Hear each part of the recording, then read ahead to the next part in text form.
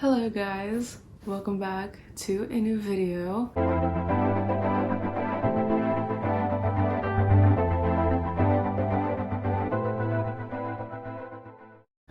Today is a super delayed video that I've been wanting to do since the end of 2023, and that is all of the books that I've read in 2023.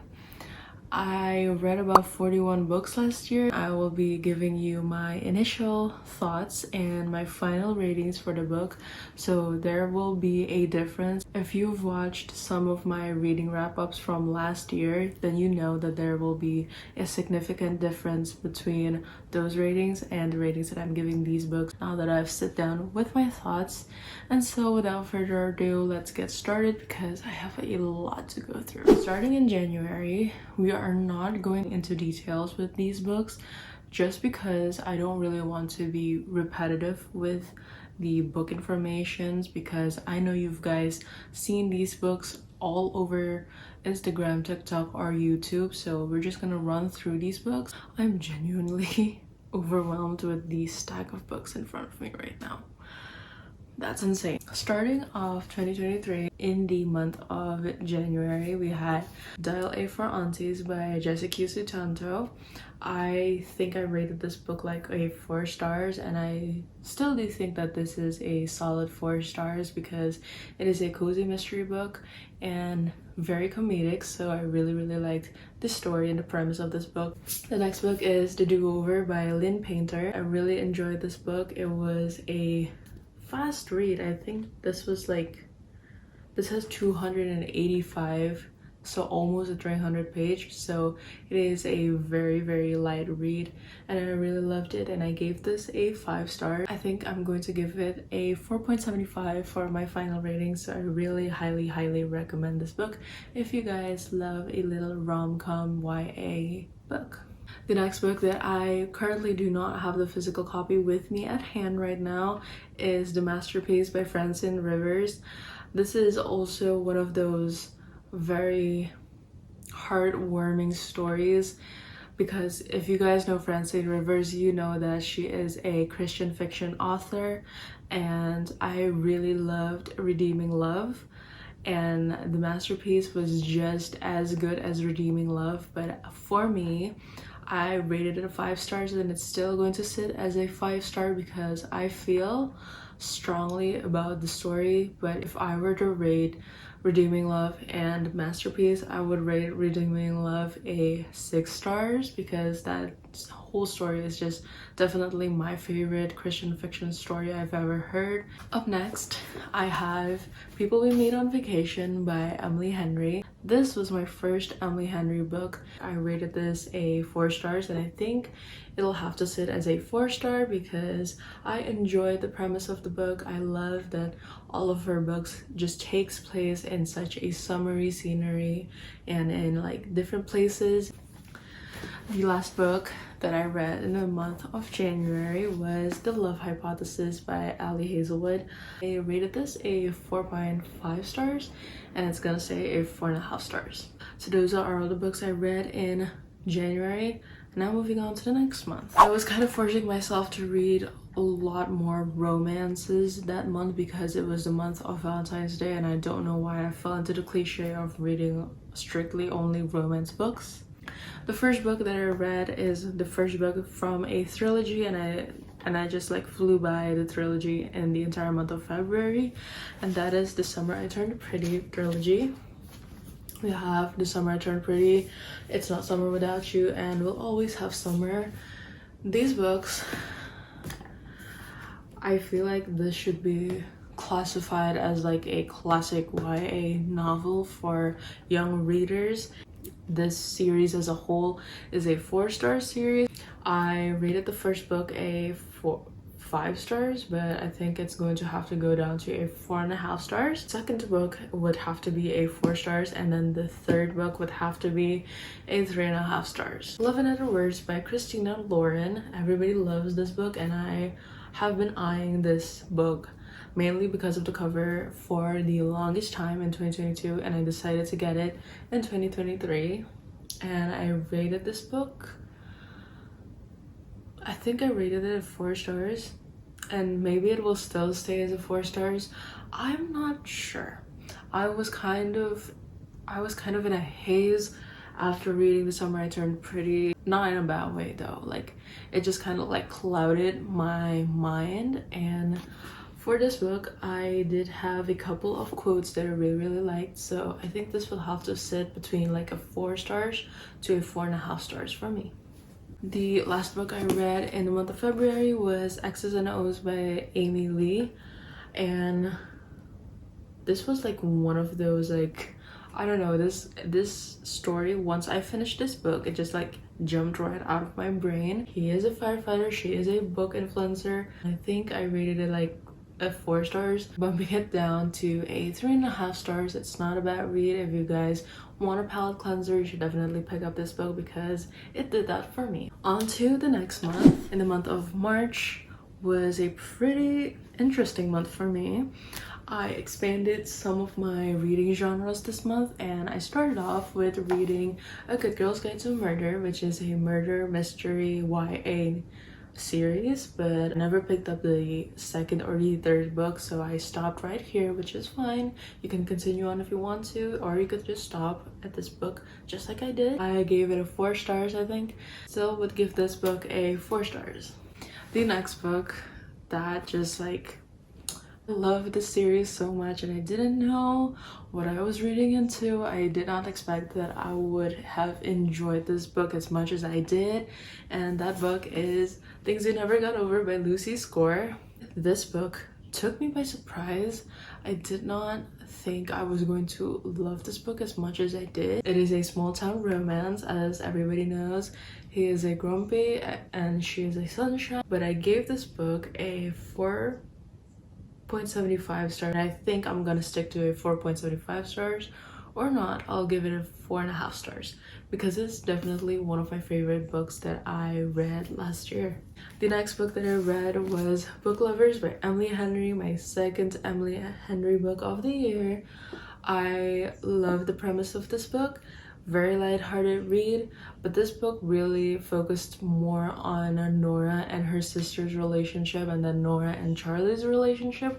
That's my point of view to this book, but I really need to reread this book this year because I feel like, oh yeah, I was in a book slump when I started reading this, and so I wasn't really focused or like attached, or like I really didn't care about the characters, and I just wanted the book to be done, you know?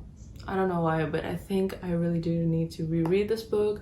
I need to reread Love in Other Words as well, so that I have a very objective rating towards those books. But this book was a 3.75 stars for me. And then the next book that introduced me to the fantasy genre. This is kind of like a hardcore fantasy book that I started off with. I'm not saying that you shouldn't start with these books, but it would be better if you guys had like a lighter read before stepping into the genre. And the genre that I'm talking about right now is fantasy. And I started off with ACOTAR by Sarah J Maas. I still haven't finished the entire series, so we're gonna get into that this year as well. But this is the first book. This is A Court of Thorns and Roses by Sarah J Maas, the TikTok sensation. Everybody loves this book. I loved it. But this particular book, this first book, wasn't my favorite. I'm rating it a 4 stars. Definitely a 4 stars for me. Not my favorite book out of the series. Okay, now moving into the month of April. So starting off April, I was still in my fantasy mood, so I started reading Once Upon a Broken Heart. This is a trilogy, and this is the first book. It is a YA series, so it's not nearly as heavy or as spicy as ACOTAR, but this was also one of my favorite reads in 2023, mainly because it's like I'm reading a bedtime story from back when I was like 5 years old. It feels like stepping into a fairy tale. That is what it is. So this book is a 4 stars for me. The second book I read in April was A Court of Mist and Fury, the second book in the ACOTAR series. Now this book is chunky, 624 pages. Okay, that is a lot. 600 plus pages of this book, and I loved it. I rated it 5 stars, and it will stay a 5 stars for me. The next book that I read was another series. I was just starting series after series after series without actually finishing the entire series in the whole entire year. So the next series that I picked up was Magnolia Parks. This is what most people would say Gossip Girl set in London. Rich kid drama, toxic relationships, you name it. But this book in particular, Magnolia Parks, is the first book in the Magnolia Parks universe series. We follow Magnolia and BJ's point of view in this book. I ate this book up, like I literally ate this book up. I think I read this in like a week, and I know I gave it like a 3.5 stars because I was just like, I didn't know how I was going to rate this book. But now that I think about it, it is a 4.5 stars book for me, and I actually enjoyed the series. Check trigger warnings if you guys just want to start reading the series. Just giving you guys a heads up if you guys aren't familiar with the series. It's the month of April, and now moving on to the month of May. Could not decide on any book. I finally picked up Happy Place by Emily Henry. This book came out in the month of April. I have the UK version because at my local bookstore there was not a single copy of the US version because it was sold out everywhere. I think I also really need to reread this one along with Book Lovers and Love in Other Words because I was in a book slump, as I said, and I wasn't really like giving any further attention to any of the stories. But I might have to say that I gave this book a 3.5 stars. We got ACOTAR. This book took most of the month of May. It's this thick. It's 800 pages. Needless to say, 5 stars. Okay, now moving on to the month of June. I have a couple of books, but honestly, my favorite books land on the month of July, I guess, so we're gonna get into that. But first, the month of June, I started with reading. You can't even see the title anymore because the colors are scratched off right off the book. But it is To Kill a Kingdom by Alexandra Christo. This is like a Little Mermaid retelling, except she is not a mermaid, she is a siren, and he is a pirate prince. Enemies to lovers, YA fantasy, high stakes. I think I gave this book like a 4 stars or something, and I think it's gonna have to be a 4 stars for me. Honestly, can't really remember most of the book because as much as I was like reading this book, I was just like imagining Prince Eric and Ariel all throughout the book because I had just seen the Little Mermaid movie and completely fell in love with Jonah Howard King. So yeah, this was one of those like me impulsively buying a book because I was just like in my era, and it was The Little Mermaid because growing up I loved Ariel. She was my favorite Disney princess ever. When the movie came out, I had to see it, obviously. I went to see it with my sister, and then I went to see it again with my best friend, and then I went to see it alone. And so yeah, we got The Little Mermaid, and needless to say, it is definitely a 5 stars because the whole entire movie is just my favorite. It's going to be one of my comfort movies for sure. It was my birthday. I decided to splurge a little, and I got Flawless by Elsie Silver. This is the first book in the Chestnut Spring series. I haven't really continued the series at all since reading this book, and I think halfway through the book I just decided to listen to it on audio, and I just kind of searched it on YouTube, and there was the audio. Finished it in a day, and this was a 4.5 stars for me, and I'm excited to continue the series this year. Next book is none other than Betrayed by Emily Henry. This is my favorite top tier Emily Henry book ever. This is a 5 star for me. I love the quotes in here, the Taylor Swift references in this book. Because even though he would probably never learn to dance in the rain, it was Gus I wanted. Only Gus, exactly Gus. Yeah. Okay, that's Beach Read for you. 5 stars. The Fine Print by Lauren Asher. This book was a birthday gift that I got from my best friend Tessa. And again, I had trouble focusing on reading in the month of June. I don't really know why, but I was having a tough time reading, and so I kind of just decided to listen to this book on audio.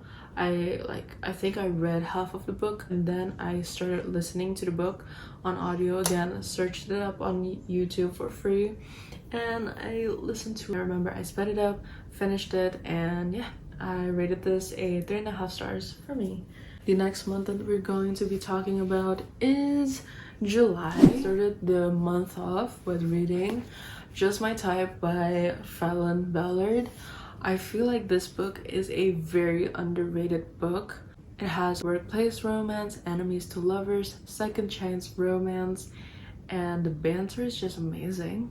And I really do love this book. I rated this a 4.75 stars. The next book is a book that I had trouble rating, as I did the previous book before this, and that is Daisy Hates by Jessa Hastings, the second book in the Magnolia Parks universe series. So in this book we follow Daisy, Julian, and Christian's point of view. All of those characters were introduced in the first book. You're in for a ride, definitely mentally and emotionally, but I might have to settle down for a 4.5 stars for this book. This book was one of my favorite reads of the year, one of my favorite books that I read this year, and that is Love Theoretically by Ellie Hazelwood. It's not really that hard to understand the stem in this book, but this book follows Jack and Elsie, and I honestly can't remember. I can't remember the story. I can't remember what significantly happens in this book. But all I can say is that I had an incredible time reading this book. Oh yeah, there's a fake dating trope in this book, which I love. Jack is one of the most amazing book boyfriends ever. So yeah, another 5-star reads for me, and it's still going to stay a 5-star read. Every Summer After and Meet Me at the Lake by Carly Fortune. Most of this book I read in my physical book. It got a little bit boring. I decided to finish it on audio as well as this book. Started it and ended it on audio, and I just didn't really click to this book.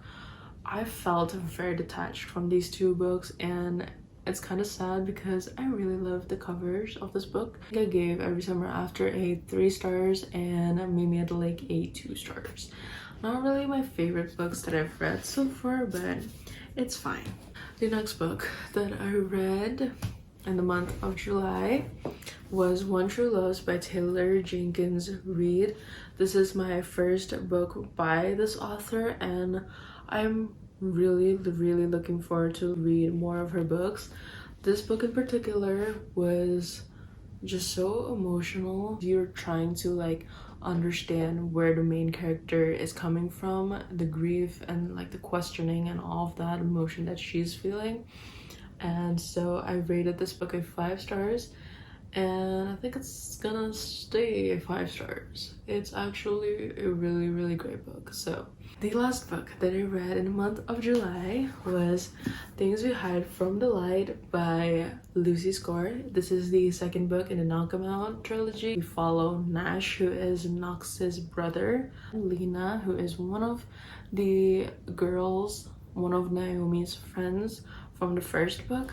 This book takes place after the events of the first book, but I specifically really love the second book. Needless to say, this is a 6 stars book for me. Into the month of August, I had a terrible reading slump. It's Magnolia Parks, The Long Way Home by Jessa Hastings, the third book in the Magnolia Parks universe trilogy, and the second book we get from Magnolia and BJ's point of view.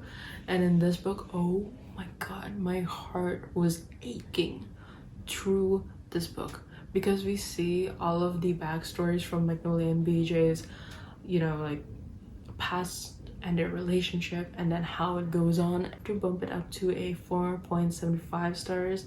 A really great and one of my favorite books in this series. I really needed a palette cleanser, so I picked up a lighter read, and that is Katrin Center's The Bodyguard. This is set in Texas. Fake dating, another one of my favorite tropes, as I said before. This is a 4.5 stars for me. House Across the Lake by Riley Sager. A lot of people really do love this book, and you know, like, the premise of this book was very interesting. It was one of those like chilling, you don't know what's gonna happen next. I had a few theories while reading this book. I gave it a 4.5 stars. I was texting my friends nonstop. I think I was like even to the point of like annoying everybody in my life how much I wanted to read this book. And that is the conclusion to the Knockabout series, which is Things We Left Behind by Lucy Score. We follow Sloane and Lucian in this book. Did a reading vlog for this book and I had crazy reactions, but I think that now I got the time to just like sit down with my thoughts. I think I might have to bump it down to a 4 stars. I'm about to pull out the glass. I don't know what time it is, but I'm kind of dozing right now, so we're just gonna fly through these books real quick. My most favorite book of the year, and that is Powerless by Lauren Roberts, the TikTok sensation book. We love this debut novel. I cannot believe this is a debut book, and it is just that amazing. This is everything I want in a book. It is a romantasy, it is enemies to lovers, and the banter is just amazing and high stakes. This book is a 6 infinite stars. I cannot even rate it. This is a infinite stars. I love this so much.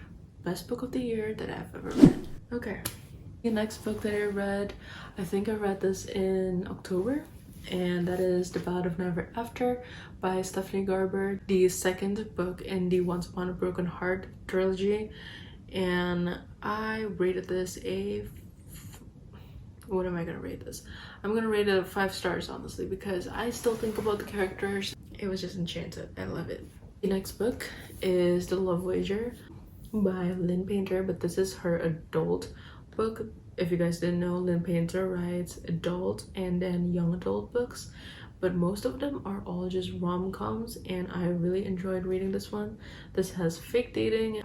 4 stars for this book. I actually read this book back in August, I think, or like September, but I didn't pick it up again. I only read like halfway through the book, or like a quarter through the book, and then I paused on it, and then I picked it right back up in the month of November, and that is By a Thread by Lucy Score. Why did I pick it back up again? I think it is mainly because I missed Lucy Score's writing. Enemies to Lovers, Forced Proximity, Workplace Romance, and I rated it a 4.5 stars. Definitely love it. And then the next book, this is the second to last book that I read in 2023, and it is Tomorrow and Tomorrow and Tomorrow by Gabrielle Zevin.